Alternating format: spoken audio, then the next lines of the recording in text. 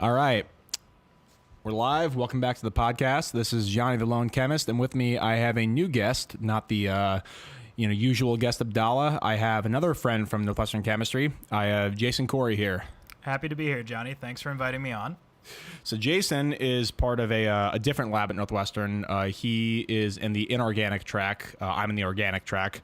He's in a group called the Candidates group, and he does some pretty interesting stuff, which we're not going to get into in this podcast because I'll probably fall asleep and want to kill myself, and probably he will as well. But let's just keep science out of the podcast and just try to talk about what we came here to talk about. dank memes and video games. And the state of storytelling in video games and why they're art forms. He's all business, this guy. He's he's just no banter at all. Of course, boy.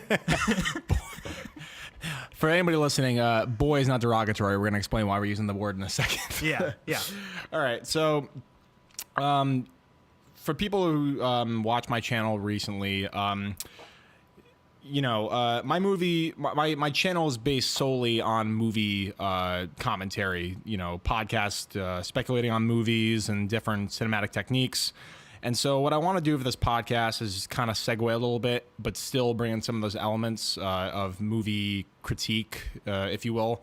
And so one of the ways I think we can do that really well is by analyzing video games. Yeah. So I think video games don't really get their day in the sun as cinematic devices. They are kind of thrown to the wayside in mainstream entertainment. And even though as well reviewed as a video game may be, they don't really get the credit they deserve for conveying really effective stories. And I think it's pretty sad because, imagine, the animators of Pixar, and they also have, engineers that, make an entirely interactive world for you to, to interact with and to, play with while you're, in this actual created world. So it's pretty...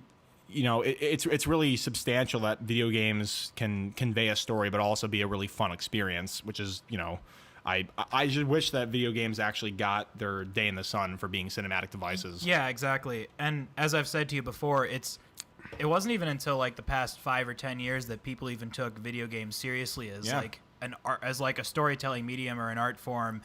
And even now, when it's more mainstream and it's more accepted than it's been before, most people, when they think of video games, think of like Overwatch and Fortnite and other stuff like that. They don't think of PvP, for sure. They don't think of like a case where you can actually tell a story with a video game, and through that, like something that could actually emotionally affect someone in the same way that a great movie can. Like, yeah, for sure.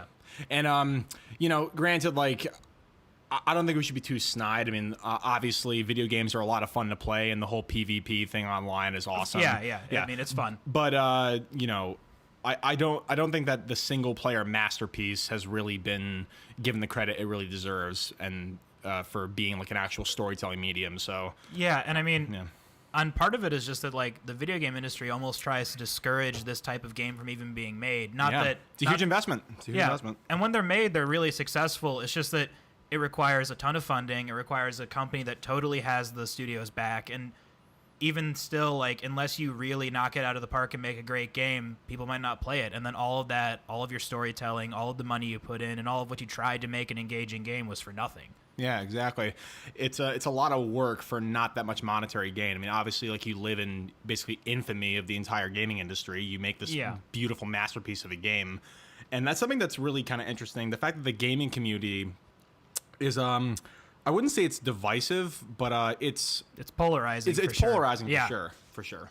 I mean, I think in terms of like video games as storytelling medium, as much we talk about this all the time. Like The Last of Us, which came out in 2013 on the PlayStation 3, was one of a couple of examples, but one of the most prominent examples of like a seminal moment in games where they told a really powerful story. And it was actually at the point I played it, and it really affected me. But when I talked to other people, I was surprised they had played it.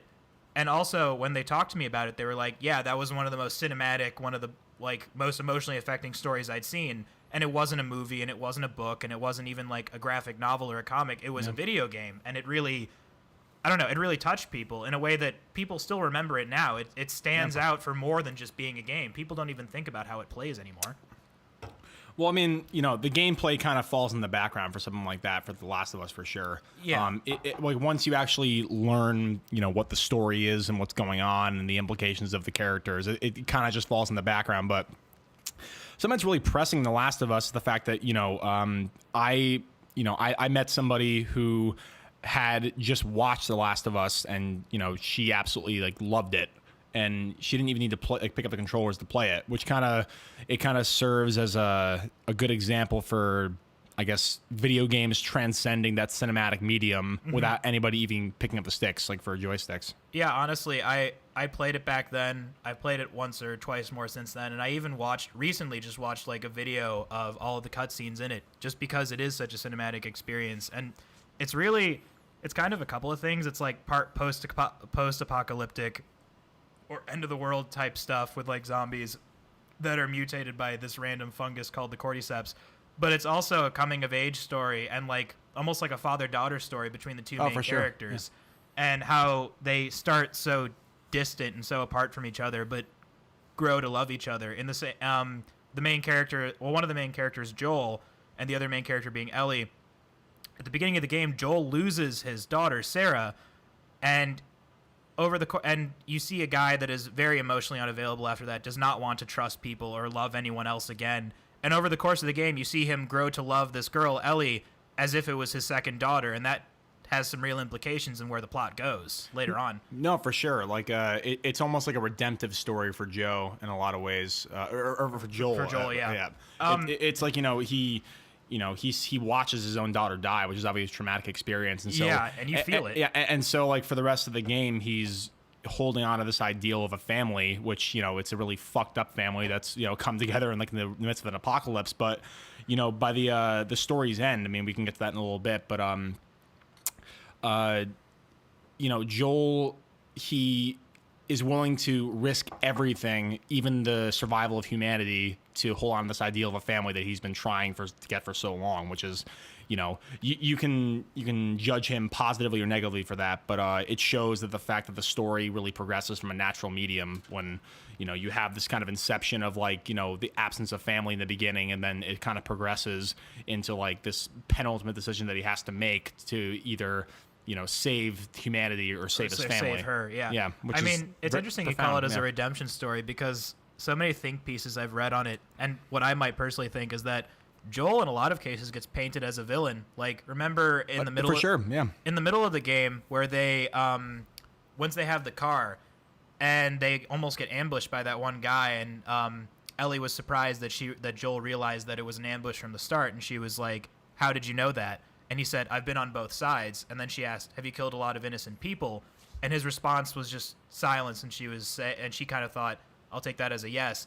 So like, it kind of weaves in that whole like zombie post-apocalyptic thing and state of humanity stuff of like, is Joel a good person or a bad person, or does he just have this primal desire manifested from this world where he does whatever it takes to survive, and that makes him someone, or that makes him whole, or whatever. Yeah, and it's interesting that people interpreted like that as like Joel as the aggressor, and like it's just set in the backdrop of this kind of zombie apocalyptic kind of world.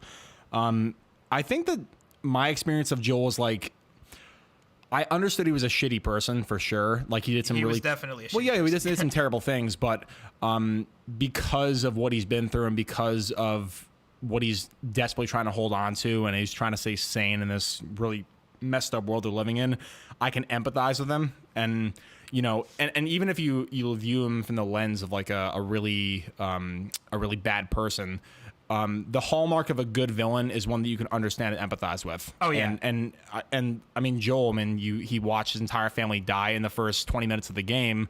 I forget the girl that he's really good friends with who basically died. Tess. Yeah.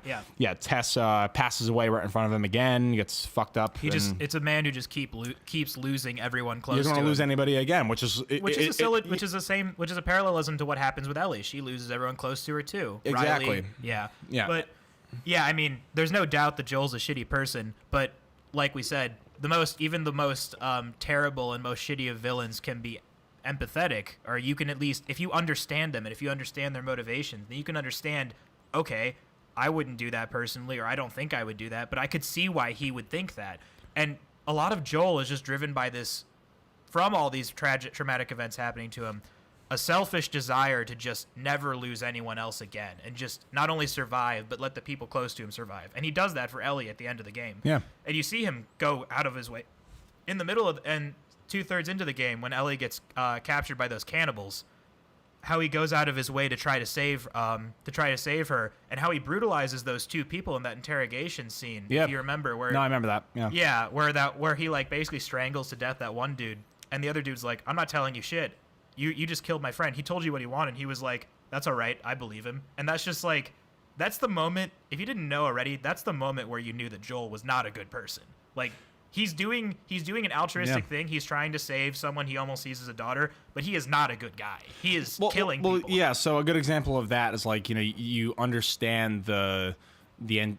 Well, I don't know if Joel is the antagonist of the story, but I would definitely say that he is definitely not a likable person by any means. But like he's an anti-hero. Like maybe not a willing anti-hero. Like an anti-hero is somebody who like willingly dons like this almost like villainous persona for the sake of the greater good. But I don't think he's really even thinking about the greater good. I think he's just as selfishly trying to like be the father figure to Ellie because his daughter is dead. And he's without a doubt the protagonist of the story. But I think if anything, it's kind of it's almost like a lesson of just because someone's the protagonist doesn't mean they're a good person or even that you should root for them. But you do find yourself rooting for him. Like when Joel's trying to save Ellie, I remembered playing it at the very end of the game in the Firefly building when they were about to prep her for surgery and basically take the fungus out of her brain, which would kill her.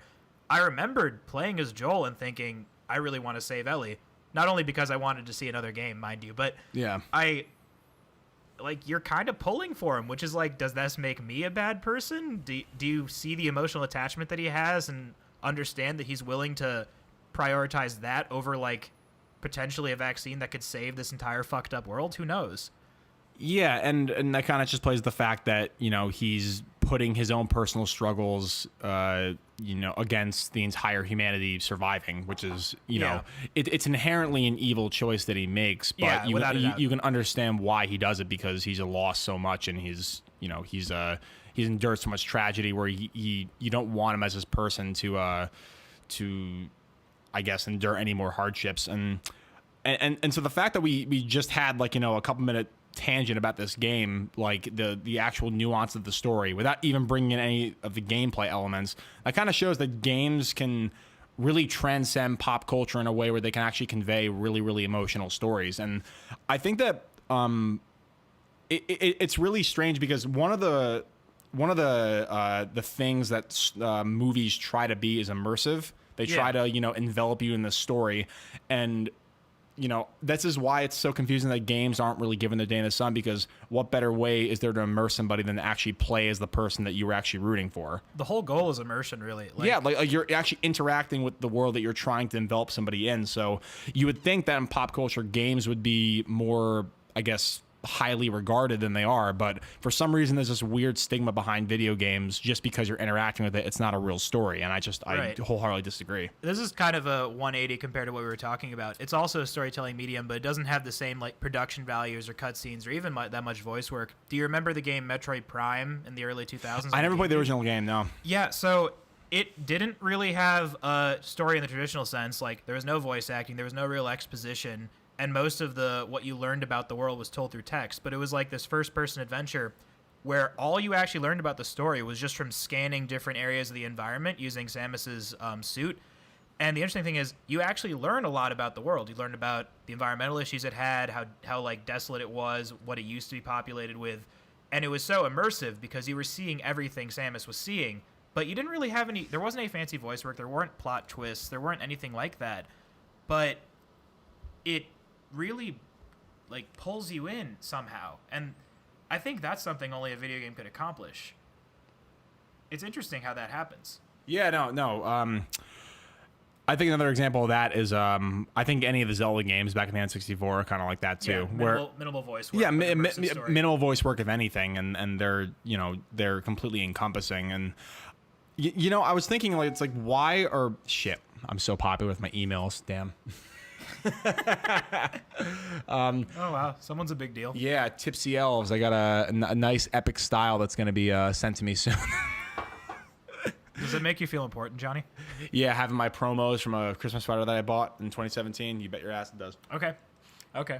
But I was, oh god, I lost my train of thought. You're talking about But, Zelda. oh yeah, Zelda, yeah.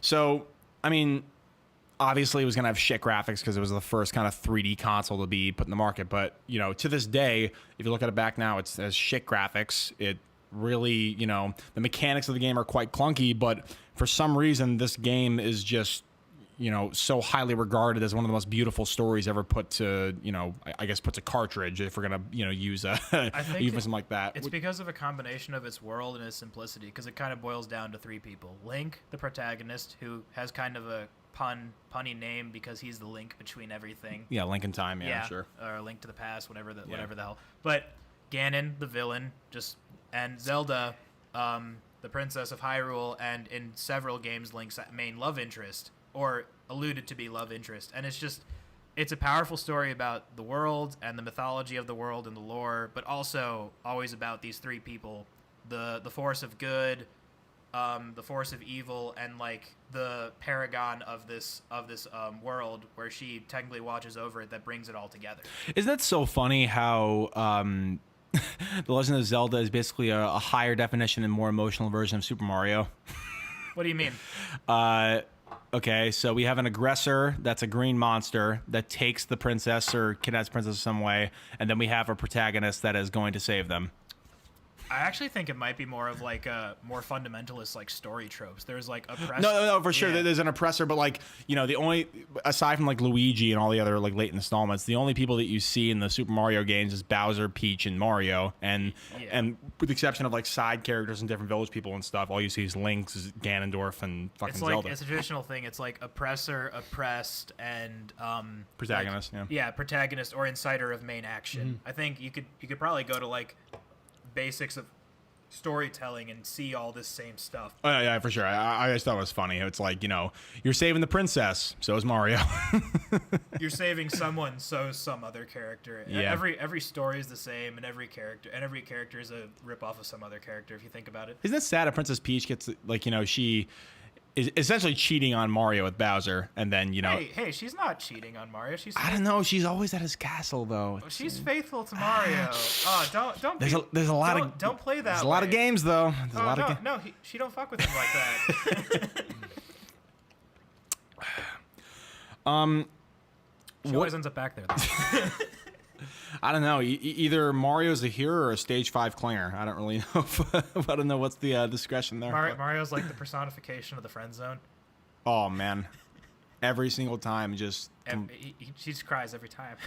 Oh god, so bad. Oh my god. But I guess in terms of like video games as a storytelling medium, we have talked more recently about God of War, which just came out this year. Yeah. And how it is a very powerful medium in and of itself, similar to The Last of Us in that it revolves around an older character and a younger character.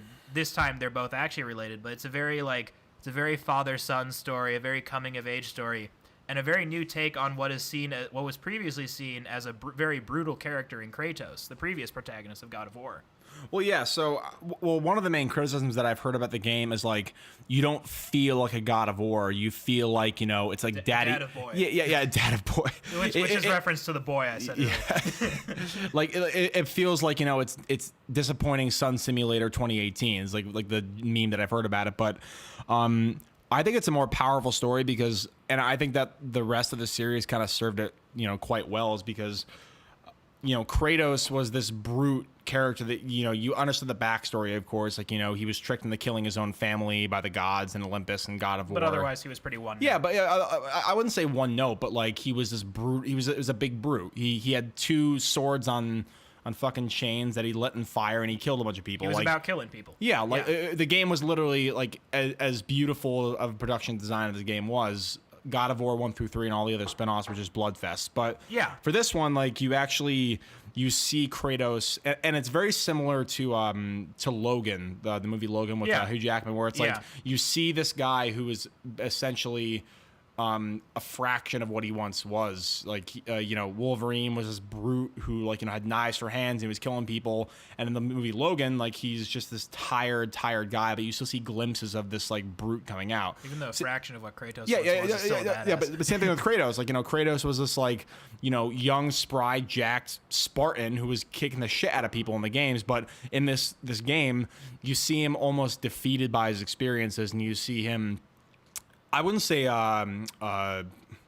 resentful, but like he doesn't want to envelop his son in the game, like to the horrors of his past. He's terrified to let his son really figure out who he is. Yeah. And like Kratos in this game is so much more pessimistic and cynical than he was. Like, not to even say that like a blood mongering dude in the first 3 games was like idealistic, but I don't know. You can really feel that like the weight of his decisions and the weight of his like previous choices have really like weighed him down. And even getting his revenge from the first 3 games of the series, which we won't really go into too deeply, it didn't make his life better. If anything, you could argue it made his life worse because he felt just a strong desire to get away from it. And he went to the Nordic region of the world, or whatever universe or whatever they did. It made him feel a desire to go somewhere else, and that's how he met his wife, Faye, and how he ended up having his son, Atreus, who's such a huge focus of this game. Yeah. I mean, I think it's a beautiful segue. Well, first we can touch on the kind of cinematics of the game. One of the big draws is they're calling this like violent Birdman, like in some of the IGN forums. Because it's one continuous. Yeah. take. So the whole story, unless you die, the story is one continuous shot, which I died a lot. Let me tell you, on the Valkyrie bosses, I fucking died a lot. But, I died all the time.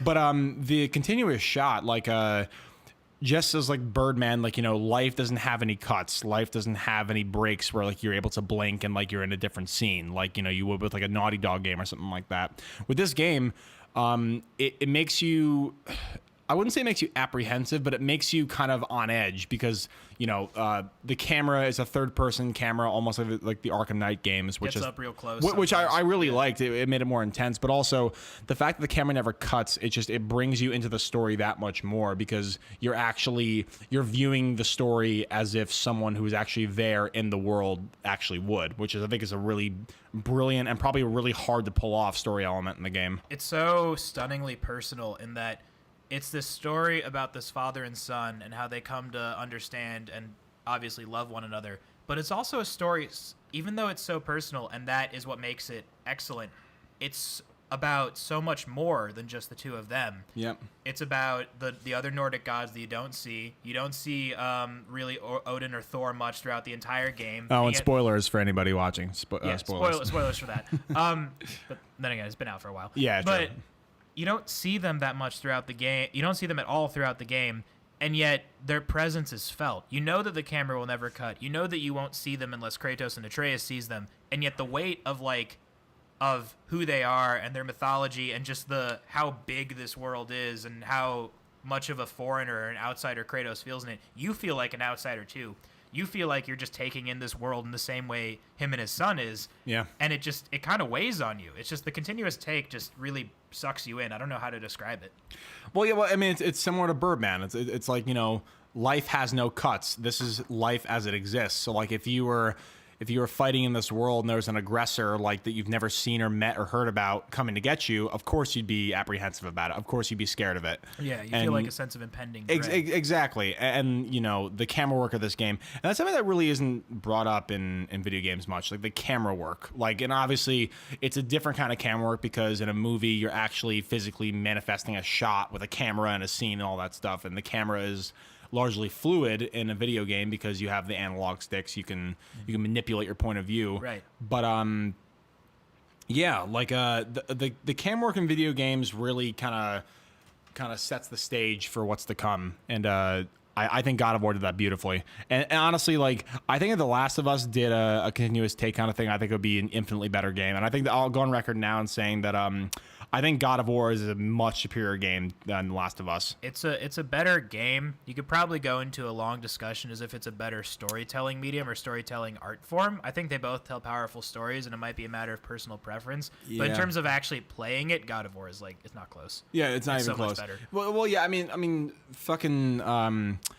I mean, Naughty Dog makes great games. Like, I'm not trying to say they don't make great games. And Sony Santa Monica. Yeah. Sony Santa Monica is incredible. What else they made again besides this recent Just God the of War? God of War games. They only make the God of War games, really? Yeah, they are a first-party studio that makes just God of War games, and they Wow. have like it's basically like an infinite money cheat code because they have Sony's backing almost infinitely, so they just get tons of money and make whatever the hell they want, and it usually just ends up being God of War. It is actually interesting because they're this like elite first-party studio who has a track record of only one game or one series that I really know of. They've only had like 6 God of War games, right? They had the 3 main series. They had God of War Ascension, God of War Chains of Olympus, and God of War something else, right? Like Chains of Olympus, the PSP one. Yeah, so Ascension and Chains of Olympus were on the PSP. I think the other one was either on the PSP or the PS3. I think It doesn't matter. It doesn't matter. But anyway, like, you know, the fact that they're a one-note studio, not using that as a bad term by any means, but you know, the fact that they were able to capitalize on just one character is pretty nuts. Yeah. Like, I mean, I don't know for a fact that they don't have any other games, but I know that this is like their main look it series. up. They have any other ones. let's look it up. Why not? Sure, let's do it. Yeah. In terms of the continuous take, though, it's really awesome. I think one really poignant scene that like shows that, like, the effectiveness of it. Early in the game, when they're first getting Faye's ashes from her body, or first burning Faye to get her ashes, when you see the zoom in on Kratos' face, Oh yeah. and he says to her, "Find your way home. You are free," and it's really affecting. Like, you didn't. It was a beautiful script, I gotta say. Like, you never really comment on the writing of a video game, but like, they really knew how to, I don't want to say emotionally manipulate, but like, they knew how to set the mood very, very well in that game. And one of the, you know, So emotional. I mean, just before that moment, like, you know, when Atreus finally sees like his you know, mother's dead body, and like is like, you know, giving her like the candles and the roses, like, to go to the afterlife and stuff. It's a really powerful scene. It's like, fuck, man. Like, the whole low there do they call to me Yeah, or yeah, something yeah. like that was.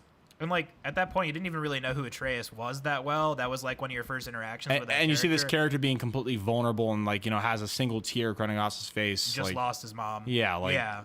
And then, like, he just killed, like, you know, 2 magical deer, like, in the woods, and then you see him, you know, really mourn. It's pretty crazy. We are hunting deer. In which way? In the direction of deer. I'm a god boy. Boy. Dad of boy. Did you know that fucking they didn't have a name for Atreus, like, for half of production, and they finally wrote him in, and so they just Yeah. kept all the boys in there because it fit Kratos' character so well. No, the running joke was that they called him Charlie, even though they weren't going to give him. They called him Charlie? They called him Charlie. They weren't going to give him that actual name. And then when that one like boar or whatever it was that you almost killed, that was Freya's pet, his name was actually Charlie, and that was a reference to the fact that they called him Charlie throughout half the fucking game. It was hilarious. But no, it's another thing because like in general, like how parents try to live their lives vicariously through their kids, or how they want what's best for their kids, or want them to have better lives than they did.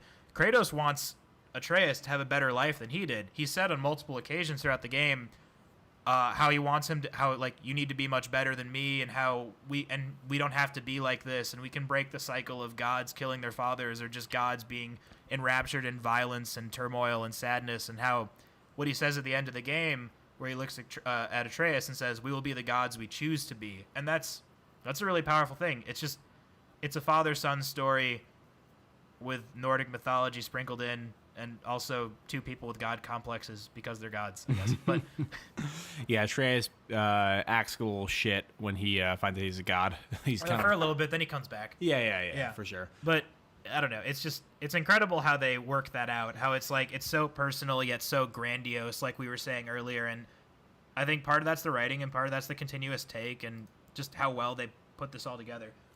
Yeah, for sure. It So seems like they have more than so you know, they have a bunch of games, but a lot of them seem to be mini games. yeah, or something they have like that. a bunch of small games, but their War main of- like War of AAA. I played War of Monsters. That game was sick. It was good. War of Monsters was never played dank. I mean, it was a stupid game. It was like you act as either a monster, a big ape, or a big alligator, and you just beat the shit out of people. Basically, it's a higher budget rendition of Rampage. Remember that game? Yeah, no. Yeah, the arcade game with the wolf, yeah. the monkey, or the alligator. Wait, they made Fat Princess too, I think. Where's the? Scroll down. Fat Princess. No, I played that game maybe a couple of times total. And I remember once I was playing it online with my friends, and we were playing against some other group, and this group of people just called the Fat Princess a bitch. So like whenever someone, because it was like a real-time strategy game where you had to like basically capture the flag or capture the other person's Fat Princess. So whenever someone captured their Fat Princess, they would just start yelling, "They got our bitch! They got our bitch!" And I was just like, The fuck is this what game? What are they doing? It's literally like a capture the flag game where instead of capturing a flag, you're capturing a Fat Princess. It looks like the Wind Waker, like the kind of like a hand drawn graphics, but it looks like a fat ass right there. Look at the fat logo too. I mean, it's Fat Princess, not anything else, right? Like, makes no sense. I don't really understand why they did it. I know that this game was popular for like a minute and then no one ever talked about it again. But it was okay. It was kind of fun to play, if I remember correctly. Yeah. This is not what we're talking about with video games as art forms or storytelling media. Well, I don't know, man. Fat Princess is a masterpiece. Oh, they made Twisted Metal too. Oh, they did? What? There's no way they made the original Twisted Metal though. No, it says they definitely did the. It says the developers Eat, Sleep, Play, not Sony Studio Santa Monica. Yeah. Oh, maybe that was the same studio and just changed their name. Yeah, something like that. I don't know. Oh, whatever. Anyway, so they've made. They made that abysmal the Order 1886 game. That was terrible. Oh my god. I think they collaborated with Ready at Dawn, according to this Wikipedia article. Oh, there it is. Yeah. But still, did you play that game? No, I didn't. Was it good? The most beautiful graphics you've ever seen in your entire life in the game was just a fucking abortion. It was terrible. It was so bad, dude. Like the game, like literally every review was my contention right there. Where it was like the graphics were like next level beautiful and like the most amazing you've ever seen in your entire life, but the gameplay and just the story was just absolute dog shit. Yeah, that sucks. It was basically like Van Helsing in like a video game where like you hunt like, you know, vampires and zombies and werewolves and like, you know, demons and all that shit. It was pretty cool. It was a cool concept, but it was just kind of usually when I think of a game where it's like graphics that were incredible but the gameplay was either significantly behind or just was not up to par, as like remember that game Crisis, that first person my shooter god, Crisis was sick, dude. No, it was a good game. I remember playing parts of it at my friend's house, but like it was, people did not remember it as a video game. They remembered it as basically a tech demo. It's like, oh my god, look at how good Crisis looks. It's like, all right, but is it fun to play? And I'm like, not well, kind really. of. It's good. It's all right. It's really. If it wasn't good looking, it'd be forgettable. Yeah, the voice in that game really creeped me out. Like, cloak engaged. I remember that. It's like the dude that narrates all those Halo multiplayer matches, but less badass. Yeah. Yeah. Like it was just this robotic like Cortana type voice.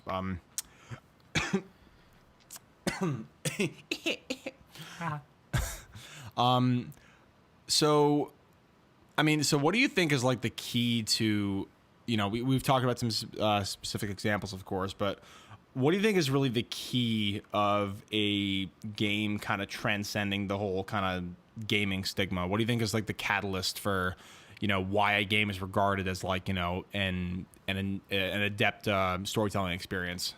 I think it's just the characters. I think you need characters that people can get behind, but they can't be paragons of good or evil, and they can't just be.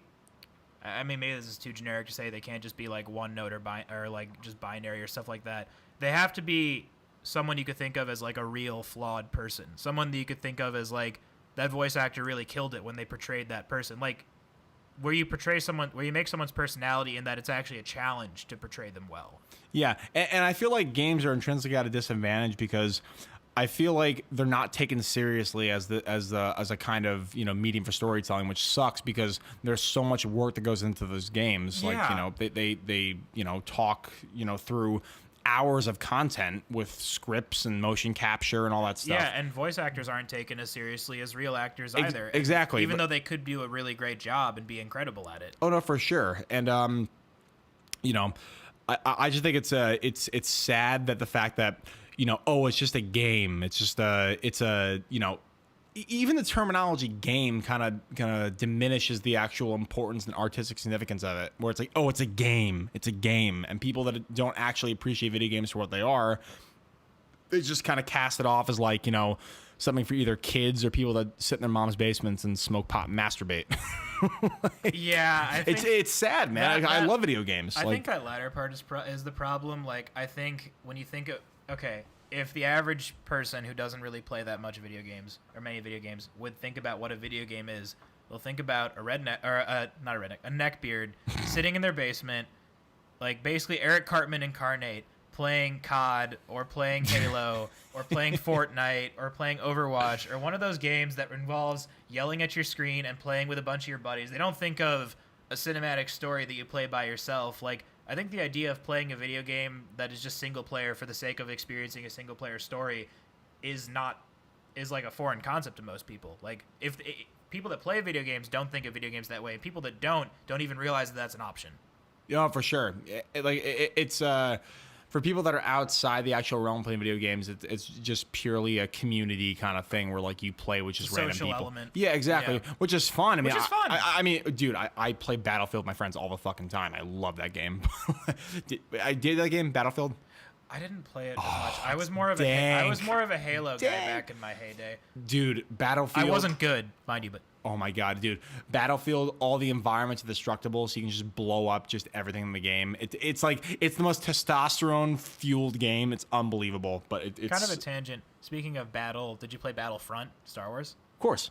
Yeah, I really enjoyed playing that when I was a kid, and then EA came out with that new Battlefront where you basically had to pay an extra $60. You want to play as Darth Maul? Only $5.99 per minute. No, it's stupid because you pay $60 for a video game, and then it's not done. It's half finished, and then like, okay, here's all the expansions and patches and stuff, only an extra $60. It's like, okay, just charge $120 for the video game. Why don't you? No, but like not even that. Like if you're gonna have the balls to release a fucking game, you should at least do it so it's like complete. You shouldn't be, you know, jerry rigging and you know, holding out on the rest of your audience on different types of the games and stuff. It's almost pretentious in a way where it's like, we know you're gonna buy this fucking game, so we're gonna hold out on you for half the content. Like, I mean, fuck you. It's that bullshit microtransactions culture. It's like, why would we make $60 from this? We can make double of $60. And that's a lot more money, right? And I feel like the pandering culture is the reason why that, like, you know, single player masterpieces like The Last of Us or God of War haven't really come to the forefront of like being recognized as like amazing those are stories. Self-contained games that actually, when you buy the video game, you get the whole thing and you don't just get a bunch of bullshit and empty promises. Yeah, but not even that. Like, I'm talking about like outside of the industry. If you don't own a game console, like if you hear like, oh my god, this incredible game, this masterpiece is released, you're like, okay, well, it's the fucking people playing Star Wars and shit that are paying, you know, like $200 for a game. It's like more than that. Like even people that play video games, like I have plenty of friends that own Xboxes or are just exclusively PC gamers, and like if they don't have a masterpiece game like that on their console of choice, they're just not gonna play it. And it's so like you can be a person who identifies as like, yeah, I like to play video games and I think they're good and I think they can be fun. And you can even believe that they're good storytelling media, but you just might not even play them. Yeah. It's interesting how that works out. It's crazy, man. You ever so I was thinking about actually before this conversation, have you ever you know, consider that maybe video games could actually influence cinema as opposed to cinema influencing video games? Because we've talked about like, you know, cinema actually, you know, imparting its techniques and all that stuff on video games, but other way around, you ever think it's, you know, pessimistically, I'd say no, because that would involve very high clout film directors taking influences from video games, and I think most of them would consider themselves to be too quote unquote purists to do that. Yeah. I don't think it's out of the question in the future. It would require like a really progressive director that like plays video games and likes them and was influenced. But like, I guess to counter your point, what do you think that they could take from a video game as an influence? You know what? I just thought of this. Fucking what is it? Okay. Batman v Superman. Terrible movie. I fucking hated it. It was an abortion on the screen. But it was garbage. Okay, but I think, and I can't be positive here, but I think the only good scene in the movie is the fight scene with, you know, Batman in the warehouse with a bunch of those thugs, right? Like, you know, that scene towards the end of the movie when he saves Martha. And it's like, are you talking about the choreography of it or something? I think that plays and looks exactly like an Arkham Knight video game. Like it's like that brute force, almost inmate brawler kind of like Okay. aesthetic. So you think cinematography in terms of like special effects and how people how like people interact, that could be an influence. Yeah, and it's a good start, I guess. I mean, because like we've seen some dog shit, video game inspired movies, but okay. And let me be clear, people listening, and my channel, I fucking hate the DC movies. I think the DC movies are trash, and I think Zack Snyder should hang up his director's chair. Zack Snyder shouldn't be like storytelling anywhere near ever. The writer's room. Yeah, I would love Zack Snyder as like, here's some visual effects and things that look cool. 300 was awesome. Never ever write a script, Zack. I'm sorry, you're bad. But yeah, so like even though that was a bad movie, the best part of the movie was when he did the cinematics in the style of the Arkham Knight, and I can't really prove exactly that's the reason he took inspiration from it, but it seems like people that actually play those games and love those games. I've played them through like 5 times a piece. It seems like he was kind of inspired by that kind of aesthetic. So something like that's kind of exciting. Like taking an interpretation of Batman that hasn't really been done anywhere else. You have the animated series Batman, you have the Nolan's Batman, and they fight and they act a certain way. But the Arkham Knight Batman and the Arkham trilogy Batman really behaves and acts in a very, very like specific way to that franchise. I feel like it was so like iconic in the way that it presented a Batman story that people really loved that, and it actually almost carved its own niche in such a difficult character to really set your ground in, because there's so many good Batman stories and a lot of bad ones too, and most of them are in the comics. But like, yeah, just being able to like put your own stamp on it, like this is an original Batman universe and this is an original feel to Batman. Yeah. And I guess in the video game where it's like you really feel like you're Batman, like you're a badass, you're doing a bunch of detective work, yeah. You're kicking ass, and I guess you're taking names too, but you get the idea. Like, I don't know. I think I could see that. I could see a director doing that, but I could also see them acting like they didn't do it, where they would be like, "Oh no, we took this from like comic books or other stuff." Because I think it's more like in vogue to say you were inspired by a comic book than you were by a video game. Well, yeah, true. Yeah. But I don't know. Like, if Zack Snyder truly was inspired by a video game, maybe it kind of proves that video games are like permeating in a way that we actually didn't really anticipate. Or maybe he's just a pretentious asshole and just Yeah, but Zack Snyder's not a good director, so it's like, yeah, he's getting influenced, but so. Well, but also Tommy Laren's not a smart person, but he also says the correct thing every once in a while. A broken clock is right twice a day. Like a terrible director can make a good point every now and then. Like yeah. The thing you worry about is that like that point gets lost among other people that might be. Oh, for sure. Effect. Yeah, and like I'm a complete cinema nerd, so I noticed that it was kind of taken from that aesthetic. I mean, maybe intentional or not. Is that your new aesthetic? Shut the fuck up, Jason.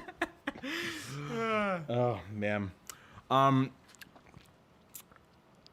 Oh shit. Before we sign off, I have to make one comment, and this is kind of a segue from our storytelling aesthetic from this game and from the the video game community. Kingdom Hearts 3. What about it?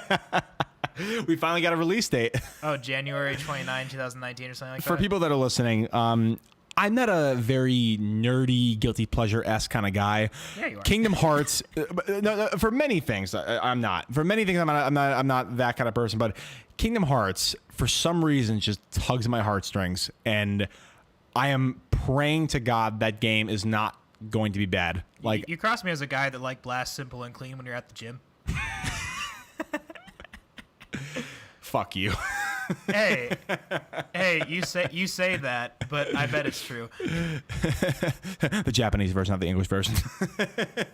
What other version is there, Johnny? Oh man. But yeah, man. I just need to see Sora swinging a giant key at a bunch of shadow people. That's all I need in this world. Heartless or nobodies? It doesn't even matter anymore. There's unversed now than birth by sleep. Wait, you don't know that? How could you be so heartless, Johnny? Okay, do you want me to explain the story to you?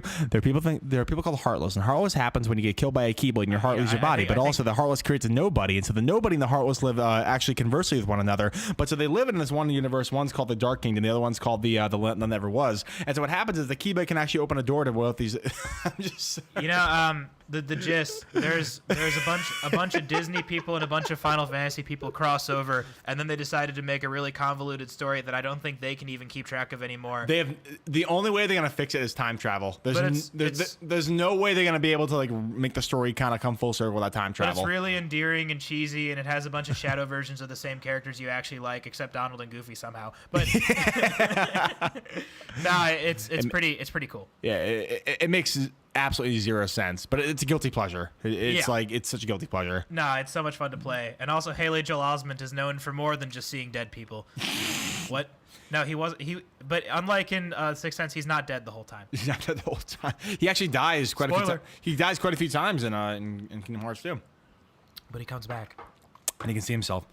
But actually, like, before we get off this topic, like I think Kingdom Hearts actually conveys a pretty, emotional story. Even if like I'll grant you all the plot details are actually fucking convoluted as hell, but you actually feel for the main character. He wants to get back to his friends, even though it's very cheesy and very over the top. It's very base, but it's very effective. No, for sure. Like it's like I remember like I don't tear up easily, and I definitely don't tear up for video games very easily. But like one of the first times I actually got really emotional when I played a video game was like in Kingdom Hearts 2 when Sora finally sees Kairi for the first time. Oh yeah. Yeah, like Holy shit. I was like, damn, man, like I will say though, I think one of the reasons why it's so emotionally impactful, the soundtrack is fucking fantastic. Oh, it is really good. That is one of the best soundtracks I've ever heard in a video game. I mean, did you see it was either 2016 or 2017.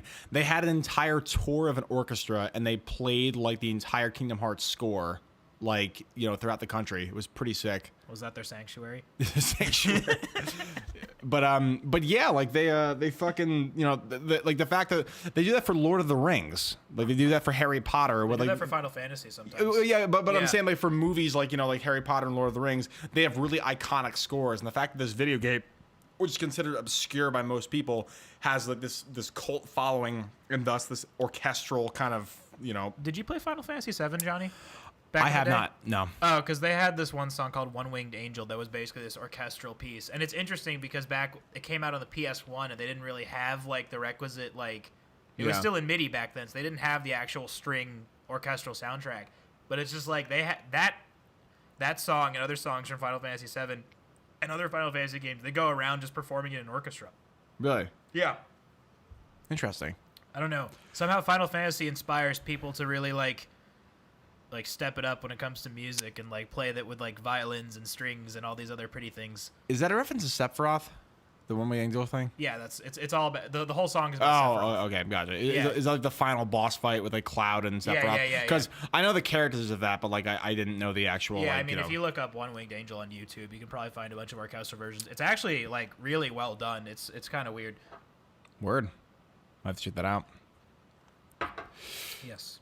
But yeah, I mean, I don't know. Before we sign off, any other things you want to bring up? Video games? Any kind of closing final thoughts?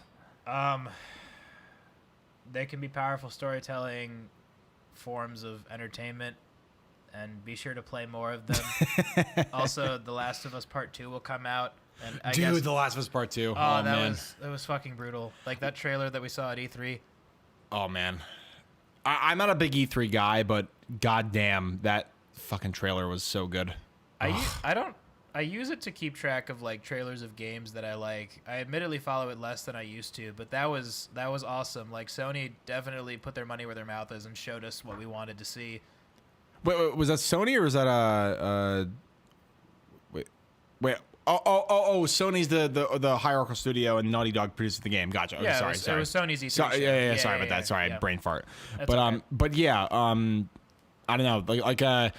I've never been genuinely excited for a trailer of a game before, and like that one really just. I try not to like. I used to watch trailers all the time as a kid. Then I realized it was stupid, so I try to almost never watch trailers anymore because usually I'm so busy with life. You can understand that by the time like a game comes out, it's like, oh, time to play that. I got up to like watch that trailer. Yeah, like, for sure. This is awesome. I need to see this. I need to know what's going on. And I probably sound like a huge nerd right now, but no, it's so. We've been talking about so flinging exciting. joysticks and pressing X buttons for the last hour or We've so. been talking about art forms, Johnny. Now I agree with you, it's an art form, but it's an art form of slinging analog sticks and pressing the X button. It's an art form where we sit in our basement and like eat chips and shit. Yeah. Yeah.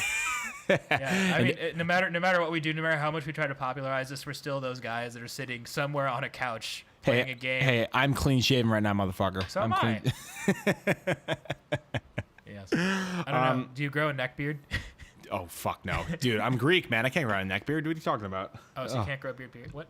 No, I can, but like it's disgusting. So I can't physically and mentally. I mean, I don't know. As an Arabic person, I feel like I technically could grow a beard, but I just don't like. We definitely could for sure. But yeah, you have the genetics for it. But like, I mean, I don't know. I can't really imagine you would scruff.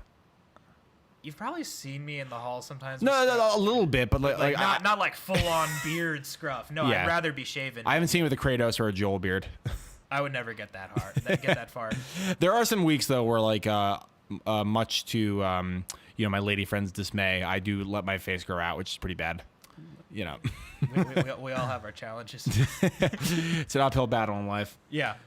But yeah, so you know, obviously we were kind of all over the place, but you know, I think that we kind of went over, you know, some really good examples of storytelling in games, and hopefully we've you know, kind of conveyed the fact that these pieces of art, in quotations, like really are art without quotations, and that they're really something that's worth your time. No, for sure. And before we go, that's one thing that I think they really have an advantage over. That even though like they get kind of mocked for being games or whatever the fuck, games really have an immersive quality because of just the sheer time you have to spend to complete a really, you know, expansive game.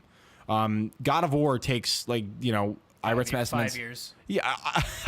To make or to finish? Well, to make, of course, is 5 years, but like to actually finish the game is like, you know, 25, 26 hours, which is like about 4 or 5 movies. Yeah, exactly. And most of that is time well spent. You know, and you can add another 5 or 10 just exploring the actual world because it's so big, which actually is a testament to the fact that there's so much time and effort and consideration that goes into these games. Content is not garbage, and there's actually things to do. No, that's what I'm saying. It's like, you know, all of the content really serves the story in that case, and I really hope that game kind of gets put on the pedestal of like, you know, perfect stories, you know, in the next couple of years. Yeah. And yeah, man. But you know, in conclusion, I think that video games, they unjustly get kind of squibbed with, you know, how much they actually get recognized for cinematic type stories. And so hopefully, you know, in the next, you know, couple years after, you know, this surge of amazing games from like The Last of Us and God of War, we see kind of more single player masterpieces that are coming out. Or just sequels to Last of Us and God of War. Well, yes, of course. That's all we need. But yeah, single player masterpieces that like really kind of double down on like the really beautiful and expansive story that we've seen. I like, guess you know, while we're on that note, there is one game that's coming out in probably the next couple of years that I think would fit that bill, though it's more of an open world than it is like this linear storytelling piece. What is it?